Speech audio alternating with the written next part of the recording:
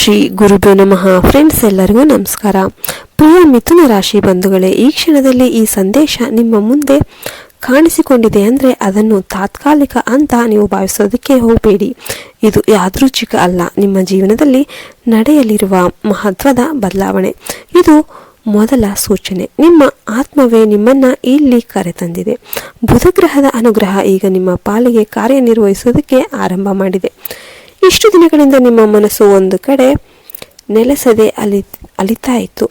ಆ ಥರ ಅನುಭವ ನಿಮಗೆ ಆಗ್ತಾ ಇತ್ತು. ಏನು ಮಾಡಬೇಕು, ಯಾವ ದಾರಿಯಲ್ಲಿ ಹೋಗಬೇಕು ಎಂಬ ಸ್ಪಷ್ಟನೆ ಇಲ್ಲದಂತೆ ಭಾಸವಾಗಿತ್ತು.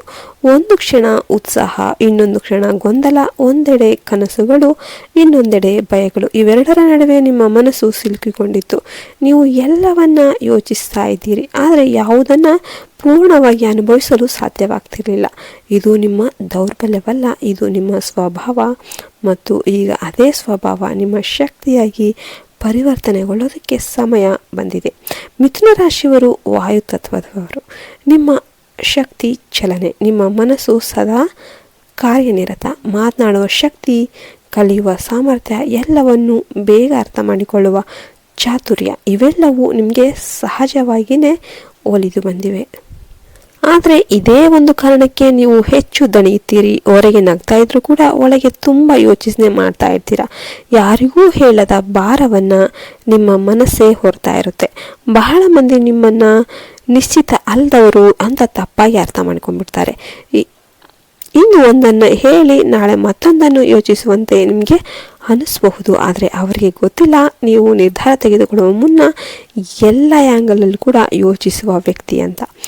ಇದು ಗೊಂದಲವಲ್ಲ, ಇದು ವಿಶ್ಲೇಷಣೆ. ನಿಮ್ಮ ಮನಸ್ಸು ನಿಧಾನವಾಗಿಲ್ಲ, ಅತಿ ವೇಗವಾಗಿದೆ.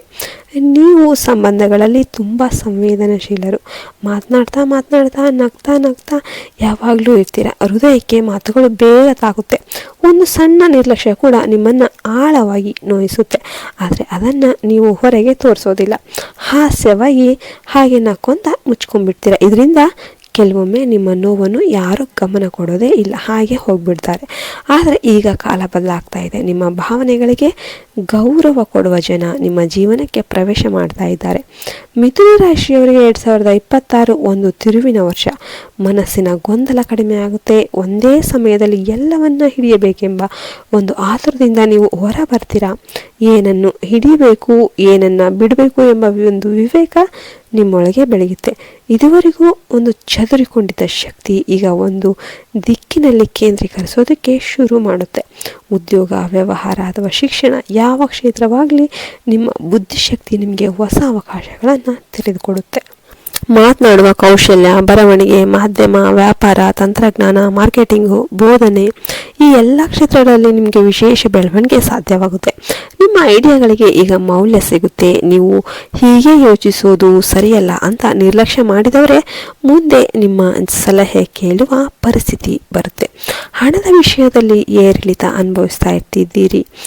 ಬಂದಷ್ಟು ಬೇಗ ಹೋಗುವಂತೆ ಆಗಿದೆ, ಕಾರಣ ನಿಮ್ಮ ಮನಸ್ಸಿನ ಅಸ್ಥಿರತೆ. ಆದರೆ ಈಗ ನೀವು ಹಣದೊಂದಿಗೆ ಕೂಡ ಬುದ್ಧಿವಂತ ಸಂಬಂಧ ಕಟ್ಟಿಕೊಳ್ತೀರಿ. ಉಳಿಯುವುದು, ಯೋಚಿಸುವುದು, ಸರಿಯಾದ ಸಮಯದಲ್ಲಿ ಹೂಡಿಕೆ ಮಾಡೋದು, ಇವುಗಳ ಅರಿವು ಬರುತ್ತೆ. ಆದಾಯದ ತೆರೆಯುತ್ತೆ. ದೈವ ಭಕ್ತಿಯಲ್ಲಿ ನೀವು ಸಂಪ್ರದಾಯಕ್ಕೆ ಹೆಚ್ಚು ಕಟ್ಟಿ ಹಾಕಲ್ಪಟ್ಟವರಲ್ಲ, ಆದರೆ ಜ್ಞಾನ ಮತ್ತು ಅರ್ಥದ ಕಡೆ ಹೆಚ್ಚು ಒಲವು ನಿಮಗೆ ಇರುತ್ತೆ. ಬುಧಗ್ರಹದ ಪ್ರಭಾವ ಇರೋದ್ರಿಂದ ಮಂತ್ರಕ್ಕಿಂತ ಅರ್ಥ ನಿಮಗೆ ಮುಖ್ಯ. ಆದರೂ ಪ್ರತಿದಿನ ಓಂ ಬುಧಾಯ ನಮಃ ಅಂತ ಮನಸ್ಸಿನಲ್ಲಿ ನೀವು ಜಪ ಮಾಡಿದರೆ ನಿಮ್ಮ ಯೋಚನೆಗಳಿಗೆ ಸ್ಪಷ್ಟತೆ ಬರುತ್ತೆ. ಬುಧವಾರ ಹಸಿರು ಬಣ್ಣ, ಹಸಿರು ಕಾಳುಗಳು, ದಾನ, ಇವುಗಳು ನಿಮ್ಮ ಶಕ್ತಿಯನ್ನು ಸಮತೋಲನಕ್ಕೆ ತರುತ್ತೆ. ಈ ಸಮಯದಲ್ಲಿ ನಿಮ್ಮ ಜೀವನದಲ್ಲಿ ಒಂದು ಮುಖ್ಯ ಪಾಠ ಬರುತ್ತೆ. ಎಲ್ಲದರಲ್ಲೂ ಉತ್ತರ ಹುಡುಕೋ ಅವಶ್ಯಕತೆ ಇಲ್ಲ. ಒಂದೊಂದ್ಸಲ ನಿಶ್ಶಬ್ದನೂ ಒಂದು ಉತ್ತರನೇ ಆಗಿಬಿಡುತ್ತೆ. ಪ್ರತಿಯೊಂದು ವಿಚಾರಕ್ಕೂ ತಕ್ಷಣ ತೀರ್ಮಾನ ಬೇಕಿಲ್ಲ. ನಿಮ್ಮ ಮನಸ್ಸಿಗೆ ವಿಶ್ರಾಂತಿ ಕೊಟ್ಟಾಗಲೇ ನಿಜವಾದ ಒಂದು ಪರಿಹಾರ ಸಿಗುತ್ತೆ. ನಿಮ್ಮ ಜೀವನಕ್ಕೆ ಈಗ ಒಂದು ಹೊಸ ಅಧ್ಯಾಯ ಅನ್ನೋದು ಆರಂಭ ಆಗ್ತಾ ಇದೆ. ಗೊಂದಲದಿಂದ ಸ್ಪಷ್ಟತೆಯ ಕಡೆಗೆ, ಆತಂಕದಿಂದ ವಿಶ್ವಾಸದ ಕಡೆಗೆ, ಚದುರಿದ ಶಕ್ತಿಯಿಂದ ಕೇಂದ್ರೀಕೃತ ಶಕ್ತಿಯ ಕಡೆಗೆ. ನೀವು ಇಷ್ಟು ದಿನ ಅನುಭವಿಸಿದ ಅಸ್ಥಿರತೆ ನಿಮ್ಮನ್ನು ಮುರಿಯಲು ಬಂದಿಲ್ಲ, ಅದು ನಿಮ್ಮನ್ನು ಬುದ್ಧಿವಂತನಾಗಿ ರೂಪಿಸಲು ಬಂದಿತ್ತು. ಈ ಸಂದೇಶ ನಿಮ್ಮವರೆಗೂ ಬಂದಿರುವುದೇ ಒಂದು ದೈವಿಕ ಸಂಕೇತ.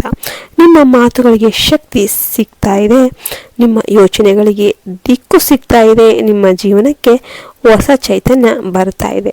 ಬುಧನ ಕೃಪೆ ಸದಾ ನಿಮ್ಮ ಮನಸ್ಸಿನ ಮೇಲಿರಲಿ ಅಂತ ಹೇಳ್ತಾನೆ ಈ ವಿಡಿಯೋನ ಮುಗಿಸ್ತೀನಿ. ಜೈ ಹಿಂದ್. ಶಮಿ ಸುಖಿನೋ ಭವಂತು.